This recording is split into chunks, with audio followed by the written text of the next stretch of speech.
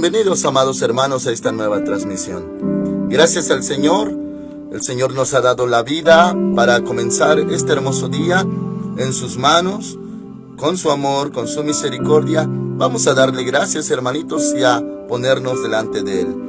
Padre Celestial, en el nombre que es sobre todo nombre, venimos delante de ti. Venimos, Señor, en el nombre de nuestro Señor Jesús. Gracias por este hermoso día que nos concedes iniciar, por mis hermanitos que ya están de pie, que se están alistando, algunos para ir a sus trabajos, a sus escuelas. Señor mi Dios, gracias por este hermoso día. Ahora, Señor, te rogamos que nos hables, que nos des tu palabra, Señor, y que tu Espíritu Santo nos guíe a toda la verdad. En el nombre de nuestro Señor Jesús, muchas gracias. Amén. Hoy vamos a ver Lucas capítulo 13, desde el verso 31. El título de esta transmisión es Jerusalén. Dice así la palabra de Dios. Aquel mismo día llegaron unos fariseos diciéndole: sal y vete de aquí, porque Herodes te quiere matar. Muy bien, hermanitos, en esta parte de la historia menciona de estos hombres que vinieron a prevenirle de un peligro, porque ese tetrarca Herodes quería matarlo. Pero vemos la respuesta del Señor Jesús y cómo Él introduce al tema en cuanto a Jerusalén. Dice el 32, Él les dijo: id y decid a aquella zorra, echo fuera demonios y hago curaciones hoy y mañana, y al tercer día termino mi obra. O sea, como dándole un recado o un mensaje de que Él iba a andar por ahí. Pero sin embargo, dice el 33, sin embargo, es necesario que hoy y mañana y pasado mañana siga mi camino, porque no es posible que un profeta muera fuera de Jerusalén. Él hace la aclaración, hermanitos, que tenía que dirigirse a Jerusalén. Y aquí, hermanos amados, lo que narra a continuación acerca de las características de Jerusalén. Y bueno, hermanitos, claro que se refiere primeramente en lo espiritual y luego pues también ya en lo vivencial. ¿Cómo era Jerusalén? Si usted, hermanitos, pone mucha atención y cada vez que encuentren la palabra o escuchen las prédicas acerca de ese lugar santo, amado, precioso, Jerusalén, la capital del pueblo de Dios, hermanitos, vamos a encontrar que hasta en un futuro se habla de la nueva Jerusalén. Y claro, que viene del cielo, del cosmos, que es creación también del Señor. Y por ejemplo, en el milenio habla de que el Señor Jesús va a reinar desde Jerusalén, la ciudad amada. O sea, siempre se va a referir la Escritura, en la mayoría de las veces, de Jerusalén como la ciudad amada de Dios. La ciudad que el Señor ha dispuesto, ha amado. Y hermanitos amados, es lo más valorado y precioso para el Señor. Incluso, hermanitos, aunque Él ama a toda su creación y a toda la tierra, pero como Jerusalén no hay otro lugar más amado. Sin embargo, al ser más amado, también es el lugar, hermanitos, más controversial. ¿Por qué? Porque el Señor Jesús va a hacer mención a continuación de lo siguiente. Dice el 34, Jerusalén, Jerusalén, que matas a los profetas y apedreas a los que te son enviados.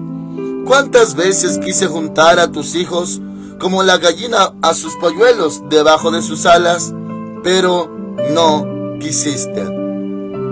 Habla, hermanitos, del rechazo que iba a tener él mismo con Jerusalén. O sea, Jerusalén lo iba a rechazar. Y hermanitos, uno pensaría que al ser el lugar tan especial, tan preciado de Dios, pues también su actuar iba a ser especial hacia Dios.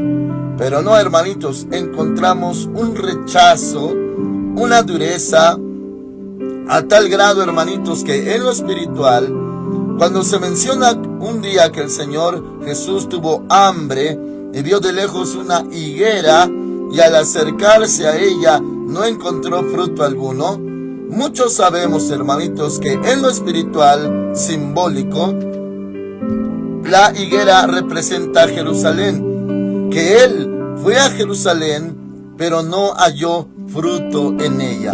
También en otra parte, en Juan capítulo 1, dice que a lo suyo vino, pero los suyos no lo recibieron. Da a entender, hermanitos, en lo espiritual general, que Jerusalén, la primera vez que vino el Señor, no estaba preparada, no tenía frutos de arrepentimiento para recibirlo. En otra parte leeremos que no conoció el tiempo de su visitación. Y hermanitos, por eso la necesidad, y aparte en un panorama general, ¿por qué, hermanitos amados, Jerusalén o el pueblo de Dios no recibieron la primera vez al Señor? Hermanos amados, por causa también nuestra. Por eso la necesidad de una segunda venida del Señor, para ahora sí reinar sobre su pueblo desde Jerusalén en el milenio. Y hermanitos, eso abrió puerta a una oportunidad para nosotros los gentiles. La primera vez que vino, su pueblo no estaba dispuesto, pero eso dio pie, hermanitos, a que se predicara a los gentiles. Por eso podremos ver varias historias y parábolas, narraciones del Señor Jesús. Por ejemplo, la parábola de la fiesta de las bodas, cuando le dice el Señor a sus siervos: vayan con los convidados, invítenlos. Y los primeros convidados se excusaban diciendo: tengo yuntas de bueyes, voy a probarlas. Otro decía: acabo de casarme, no puedo ir. Otro decía: acabo de recibir una heredad. Entonces el Señor, molesto, el padre de familia, dio instrucción a los siervos: bueno, si estos primeros convidados no aceptaron la invitación, vayan por los caminos, por las plazas, e inviten a toda clase de personas, pobres, ricos, buenos, malos, de todo. Y hermanitos amados, él mismo decía: porque los convidados no eran dignos. Y bueno, parafraseando, hermanitos, se puede añadir: los primeros convidados no eran dignos. Habla de los judíos: a lo suyo vino, los suyos no lo recibieron. Mas a todos los que lo recibieron, gentiles, nosotros, los que creen en su nombre, nosotros, nos dio potestad de ser hechos hijos de Dios. Y hermanos amados, entonces se abre la oportunidad para el pueblo gentil, y de ahí los dos pueblos de Dios. El primero, Israel. El segundo pueblo, la iglesia. En otra parte se menciona acerca de los dos hijos, que a uno se le dijo: ve a trabajar en mi viña, y dijo: sí, pero no fue. A otro hijo se le dijo: ve a trabajar en mi viña. Al principio dijo no, pero después arrepentido sí fue. Entonces, hermanitos, nuevamente hace alusión a los dos hijos, o sea, lo que es Israel, que rechazó y no hizo la voluntad de Dios, y la iglesia que al principio estaba perdido, todo hombre muerto en delitos y pecados, pero luego, hermanitos, el Señor vino a darnos vida, y claro, hermanos amados, vida nueva en Cristo Jesús. También, hermanitos, encontramos cierta similitud en el caso del hijo pródigo y su hermano mayor. El hermano mayor también hace alusión a Israel, que siempre estuvo allí aparentemente haciendo la voluntad de Dios, y el hijo menor despilfarrando todo, viviendo malamente, pero después se arrepintió, que también hace cierta alusión, aunque lleva más contenido, más interpretación y muchas más aplicaciones, hermanitos, en esa parábola del hijo pródigo, pero en parte también tiene que ver con nosotros, que estábamos muertos en delitos y pecados, pero al final nos arrepentimos y venimos a Cristo, y el Padre nos recibió. Y varios ejemplos así, hermanitos, que muestran el rechazo del pueblo de Dios hacia el Señor. Ahora, cuando Él vino, no lo recibieron la primera vez. Por eso la necesidad de una segunda venida de Cristo. Hermanos amados, ciertamente los judíos refutan mucho esto del Nuevo Testamento del Señor Jesús, y un argumento directo que ellos tienen es que en sus profecías o la Torá o Antiguo Testamento no se menciona que el Señor viene o que Mashiach, Mesías, viene 2 veces. Ellos argumentan que está profetizado de una sola venida. Entonces, claro que refutan todo el Nuevo Testamento y también lo referente a las profecías de la segunda venida. Esto, hermanos amados, porque para ellos no se les aclara que el Señor tenga la necesidad de venir por segunda vez. Para ellos no ha venido ni siquiera la primera vez. Están esperando, hermanitos, a un Mesías, a su Mesías, pero aclaró el Señor Jesús que alguien vendrá en su propio nombre y a ese sí van a recibir.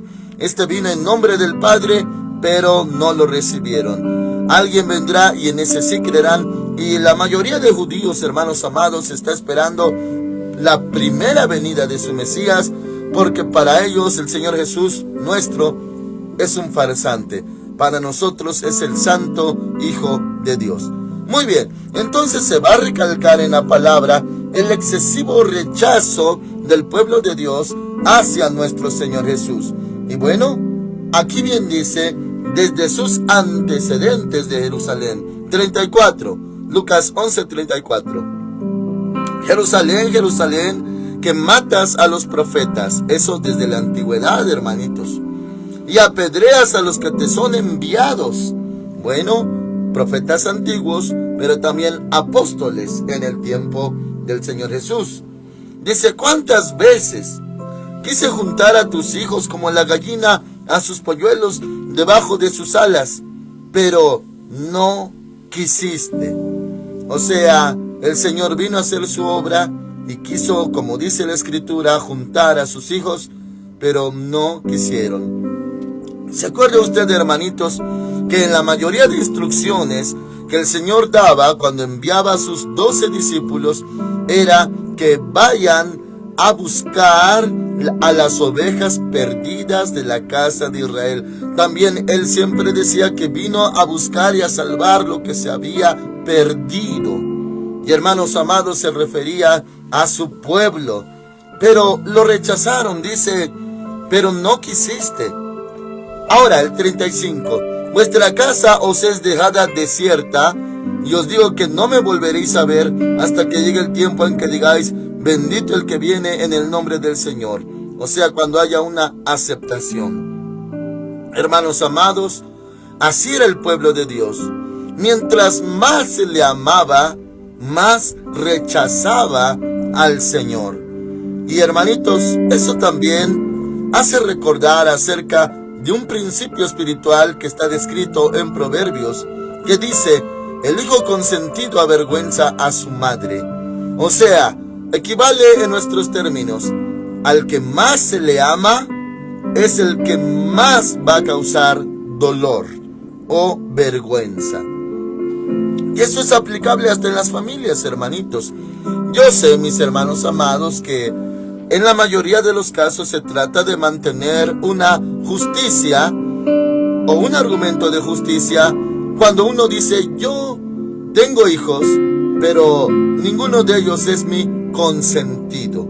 Yo no tengo consentidos, yo los amo parejo o los quiero parejo. Bueno, hermanitos, en la mayoría de los casos ese argumento se sostiene.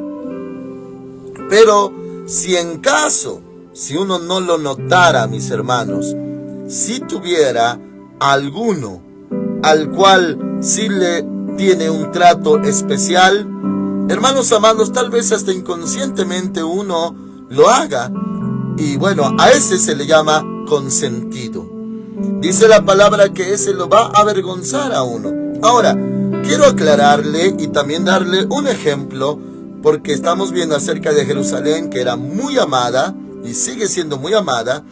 ¿Se acuerda usted del caso histórico y bíblico acerca de José el soñador?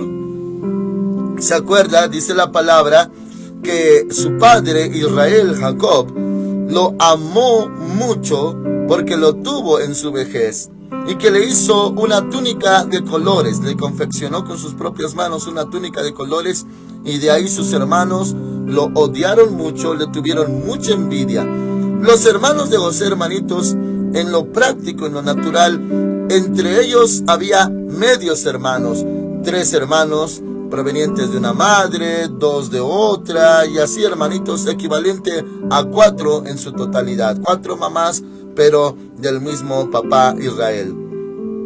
Eran hermanos amados, Raquel, Lea, y la sierva de cada una, Silpa, también y Bila. 4 mujeres en total. Y bueno, de Raquel, a final de cuentas, fue José y Benjamín. Y hermanos amados, bueno, le tenían mucha envidia. Ahora, sí, este Israel, dice la palabra, que lo amó mucho porque lo tuvo en su vejez. Podríamos decir, en palabras sencillas, que sí era ciertamente o de alguna manera consentido. Pero él no se portó mal, porque José también es un símbolo o tipifica al Señor Jesús. No se portó mal, no defraudó, porque había un balance. ¿Cuál era el balance? Amado sí, consentido tal vez sí, pero aborrecido por sus hermanos. Eso traía el equilibrio. O sea, un hijo, si es muy amado y solamente amado, sí corre el riesgo de avergonzar o causar muchas tristezas. Pero en el caso de José, pues no solamente le rodeaba el amor de su padre, sino el odio de sus hermanos, y eso venía a traer, hermanitos amados, el equilibrio en la balanza. Bueno, nuestro Señor Jesús es el Hijo de Dios, y el Padre dijo, mi Hijo amado en quien tengo complacencia. Claro que sí, pero porque fue muy obediente hasta la muerte y muerte de cruz, pero también muy odiado y despreciado por los suyos. Como está escrito en Isaías 53, que fue desechado, despreciado entre los hombres, varón de dolores, experimentado en quebranto. O sea, si un hijo es consentido, nada más consentido y amado, sí, hermanitos, puede causar tristeza y vergüenza. Pero sí conlleva del otro lado ser perseguido, odiado, aborrecido, envidiado. Bueno, hermanitos amados, entonces no va a causar vergüenzas. Eso es a lo que me refiero. Bueno, en el caso de José, para mencionarle que sí, había un consentido. En el caso de Israel, era su consentido, pero no le hizo daño o no se hizo malo este José por causa de que había odio en su contra, maltrato, fue vendido, quería ser asesinado, lo querían asesinar, y hermanos amados, lo vendieron, luego fue esclavo, luego fue preso, y eso, hermanitos, mantuvo el equilibrio. Pero en el caso de Jerusalén, hermanitos, claro que ha sufrido muchas cosas Jerusalén, pero siendo la ciudad amada de Dios, y no se menciona otro lugar más amado que Jerusalén, pero rechazó al Señor. El más amado, lugar más amado, la ciudad más amada, rechazó al Señor. Y hermanitos amados, esto es fuerte, porque hay tanto personas o lugares que no son tan buscados, pero aman tanto. Y bueno, también esto, hermanitos, es espiritual y también es hasta bíblico. Por ejemplo, José, el más odiado, ahora les da de comer a sus hermanos por causa de las revelaciones, los sueños y de ser Señor en Egipto, porque Dios cumplió su palabra. Y hermanitos amados, bueno, esto también se aplica en lo espiritual. Los más desechados o menospreciados son los que van a amar más de ahora en adelante. Encontramos muchos casos, hermanitos, en la palabra que también corroboran este principio o ley espiritual. Por ejemplo, Rahab, la ramera, por causa de ella se salvó toda la familia que vivía en el muro de Jericó, su familia, diciendo que ella, pues claro, hermanitos, traía afrenta a su familia por lo que se dedicaba ella. Algo no grato, no agradable, pero llegó la salvación a través de su intercesión. Y bueno, hermanos amados, eso en tiempos de José, la historia de los muros de Jericó y de Rahab, eso usted lo puede ver. Lo más menospreciado se vuelve de repente, hermanitos, también el que más va a ayudar o amar o tener misericordia. Y el más amado puede, hermanitos, también, si no hay otro lado de sufrimiento o algo del otro lado de la balanza, podría volverse el más cruel, el más insensible. Eso sucede en lo natural, hermanitos, incluso con los hijos. Me voy a referir rápidamente a los casos del mundo. Hijos consentidos que se les dio todo, se les compró todo y no se les hizo sufrir tanto, tal vez en corrección, en disciplina. Son muy duros, muy altivos, muy crueles, y son los que acaban llevando a sus padres a los asilos de ancianos, y son los que se quedan con las casas de sus padres y, hermanitos, los botan a la calle. Cosas así de crueldad.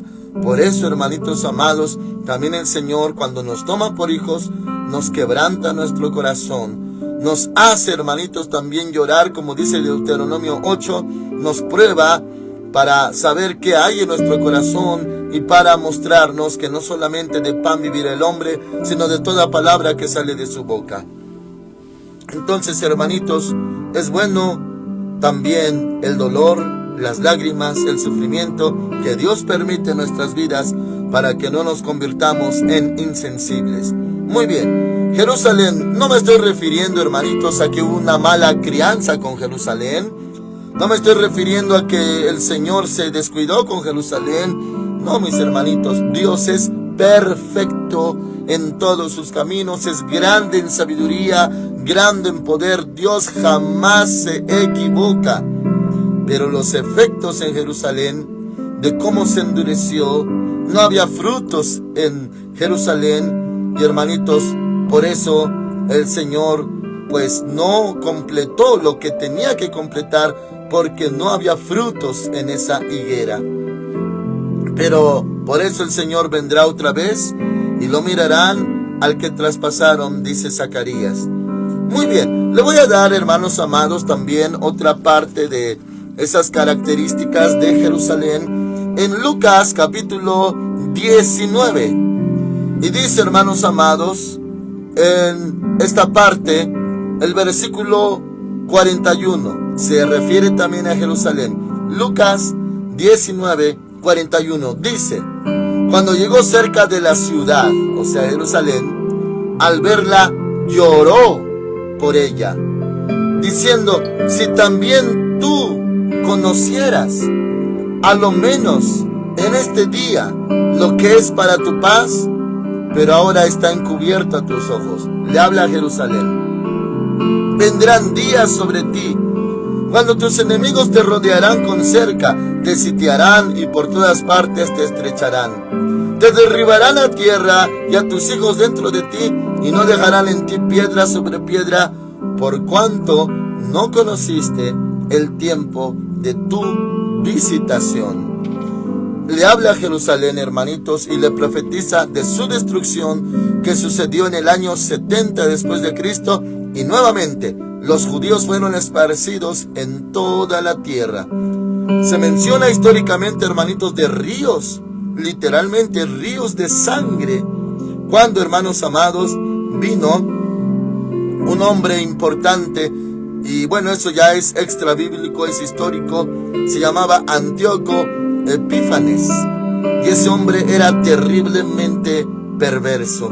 Hizo una matanza, hubo ríos de sangre, destruyó el templo, y hermanos, ahora solamente queda un pedazo de ese muro que se llama hoy en día Kotel. Es el muro de los lamentos, donde van los judíos, donde afuera de ese muro, ahí al lado, ellos hacen sus oraciones, y donde los turistas meten sus oraciones en papelitos entre las piedras. Bueno, sucedió lo que el Señor le profetizó, y aquí usa una palabra: no conociste el tiempo de tu visitación. Visitación, hermanitos, esa palabra también la podemos traducir o aplicar como oportunidad. El tiempo de tu oportunidad o tu visitación.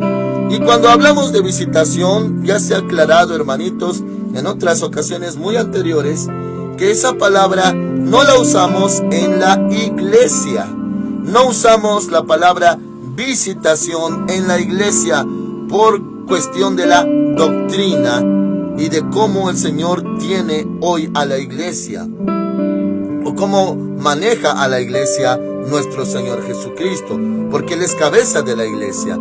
Visitación, o sea, cuando se escucha esta palabra, habla de visitar. Y sí, también había judíos que en el tiempo del Señor Jesús decían: Dios ha visitado a su pueblo. Cuando veían los milagros que hacía el Señor Jesús, que hasta resucitaba muertos, levantaba paralíticos, daba vista a los ciegos, limpiaba leprosos, echaba fuera demonios. Entonces decían: Dios ha visitado a su pueblo. Y bueno, visitar es lo más sencillo en lo que podemos entender, hermanitos. Por ejemplo, usted tiene su casita, usted vive en su casa, y alguna persona amada, conocida, apreciada, familiar, pariente, cercano, amigo, puede llegar de visita. Usted le trata bien, le hospeda, le da de comer, hay un buen trato cordial, cortés, y hermanos amados, pero no es su casa del visitante, solamente viene de visita, puede ser pariente cercano, familiar, y se vuelve a ir, porque solamente visitó. Por eso nosotros no usamos o no debemos de usar esa palabra por causa de la doctrina. Bueno, hay iglesias cristianas, hermanitos, que los que dirigen, tal vez en alabanza, tal vez en predicación, tal vez en administración, en el altar, en el púlpito, llegan a decir: Dios, visítanos, o Espíritu Santo, eres bienvenido, o te invitamos, Espíritu Santo. ¿Cómo? Para Jerusalén sí, esa palabra es apropiada. Para Israel esa palabra es apropiada, la visitación o visítanos. Para nosotros no. ¿Por qué no? ¿Por qué el cambio? ¿Por qué la diferencia para la iglesia? ¿Por qué no podemos usar la palabra visitación? Ah, mis hermanitos amados, porque dijo el Señor que nosotros somos el templo del Espíritu Santo, o habitación del Espíritu Santo. ¿Cómo vamos a invitar a alguien que vive en nosotros? ¿Cómo vamos a invitar al Señor a su casa de oración si es su casa, es la casa de Él? ¿No es Él el que nos invita acaso? ¿No dice la palabra que Él mandó llamar a los convidados? Los convidados somos nosotros. Por eso es erróneo, antidoctrinal y herético invitar al Espíritu Santo a un culto. ¿Cómo que invitarlo? Si Él es el que hace el culto. Por Él decimos: Jesús es el Señor. El Espíritu Santo nos guía a toda la verdad y mora en nosotros. ¿Cómo invitar a alguien que vive en nosotros y con nosotros? O cómo llamarle visitante o invitado de honor. Él es el que nos invita, Él es el que nos convida, Él es el que nos llama, Él es el que vive en nosotros. Por eso precisamente la iglesia no debe de usar esa palabra visitación. Ahora, si yo dijera: Espíritu Santo, visítame, Él diría: ¿acaso no vivo en ti? ¿Acaso no estoy contigo? ¿Acaso estoy lejos y tengo que llegar cerca de ti? Si yo estoy contigo, porque dijo el Señor Jesús que estará con nosotros y en nosotros. El Espíritu de verdad, al cual nadie puede recibir porque no lo ve ni lo conoce, pero estará con vosotros y en vosotros, dice la palabra en Juan capítulo 14. Entonces, hermanitos, realmente vive con nosotros, está en nosotros, está en los cultos.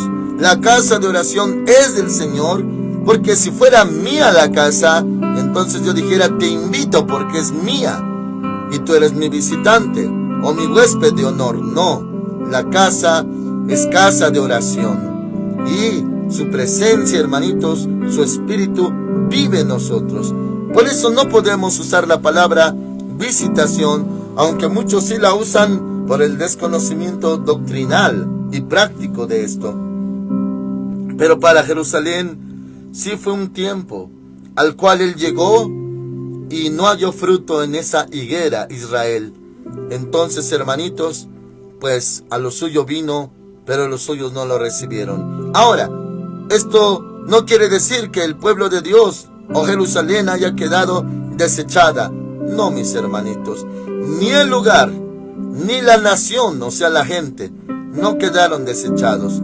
Esto se dio para que abriera paso a la salvación de los gentiles. Nosotros, hermanitos, y ya se termina el tiempo de los gentiles, también conocido como tiempo de gracia o tiempo de la iglesia. Ya va a culminar y el Señor va a retomar la semana 70 de su siervo Israel.